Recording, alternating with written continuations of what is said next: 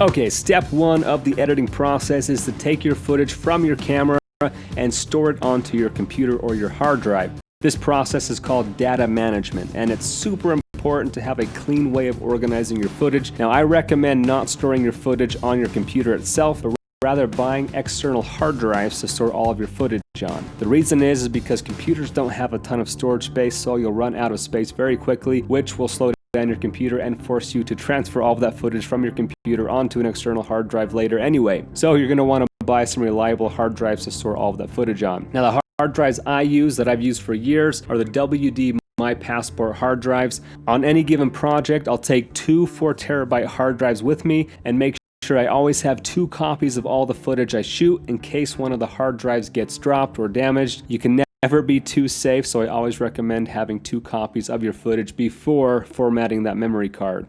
Now, once I get home from shooting a project, I transfer all of that footage from those smaller 4TB drives onto a larger drive that stores all of my footage, and the one that I use is the G-Tech 96TB hard drive. This guy will run you around $10,000 because it's super reliable, super fast, and obviously stores a ton of footage. But if you're looking for some cheaper options, other larger drives I've used in the past that have worked great are the 16TB G-Ray drives, the Seagate 8TB drives, and the WD MyBook drives. Lots of options out there. Just make sure to check the reviews. Cheaper isn't always better. Make sure you get a quality drive that will keep your footage safe. Now, one of the questions I get asked a lot is, do I keep all of the footage I shoot from every project? And the answer is yes. Any footage I shoot, I keep 2 copies of, because you never know when you're going to need that footage again. For example, when I shoot real estate videos, sometimes the clients ask me to shoot aerials of a nearby landmark or shopping area, and then a few months later I'll shoot another house in that same area for a different client, and that client will also ask for aerials of those same landmarks and those same shopping centers. And so I save myself a lot of time from having to reshoot the same thing by just making sure to save footage from previous projects. I've also gotten contacted by production companies who want to license some of my footage from videos they've seen posted on YouTube, and they ask to see a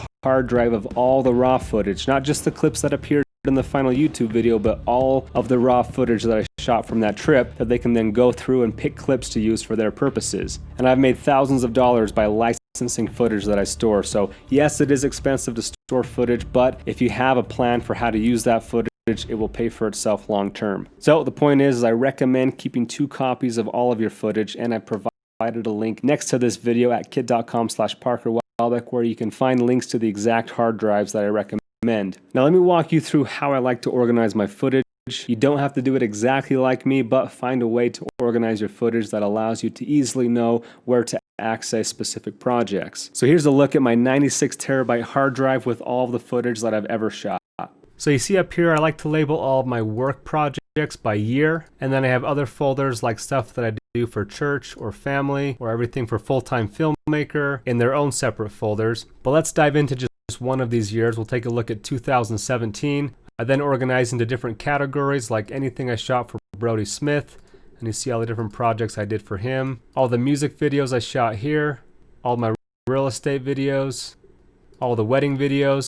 And then within one of these projects, we'll say this Orem house that I shot, I have all of my 1DX footage in one folder, all of my drone footage in another folder, and any photos I took in another folder, the voiceovers that I had Dallin Wright do, the project files, and then you see here in the final videos, I have all the different final videos they asked for. Any extra media like songs or effects or anything you want to put inside the video that isn't in the footage itself, I make sure to put that in that same folder so that it links up correctly if I ever go back to that project. And for projects where I have multiple days of footage, so let's take a look at in 2018, our trip in Thailand, I shot 12 days of footage, so you can see there's a lot more footage here. So I label them by days and give myself a keyword to know what I shot that day so I can quickly go back and find, okay, so this day we shot the Hill Tribe people. Within that day, I only shot on the red camera. Some of these days, like day 1, we shot some monkeys. I took some photos, so I have stills. I had Nate's GH5 footage, and then I have my red weapon footage as well. So I'm breaking it down by day, and then within each day, I'm breaking it down by camera so that I can know exactly where to go to find any specific shot that I'd want to go back and get. And then down here, I had a lot of different project files, so you can see, you know, my Japan edits that I did, some Thailand edits that I was doing, different versions, and then the sound folders where I put all the sound effects that I ended up using on the project as well. So that's the basics for how I organize the footage. Now let's assume I just got done shooting a project. I'd grab my card, plug it into my computer with the card reader, then I see it pop up, and then I'd just grab everything that I shot on that card. This was pictures and videos from a vacation I just went on, and I'd make a new folder. We're gonna call this Family Ogden Newport 2018, and then I will just dump that whole card into that new folder. So that's how I organize my footage. Again, I felt super important to keep everything organized because you're gonna want to go back and be able to find certain project files or certain pieces of footage, and you're going to want to know where to find that very quickly. So I highly recommend keeping your footage organized and all of that data managed very concisely so that you can get back to it quickly. If you guys have any further questions for how to manage your data, please let me know.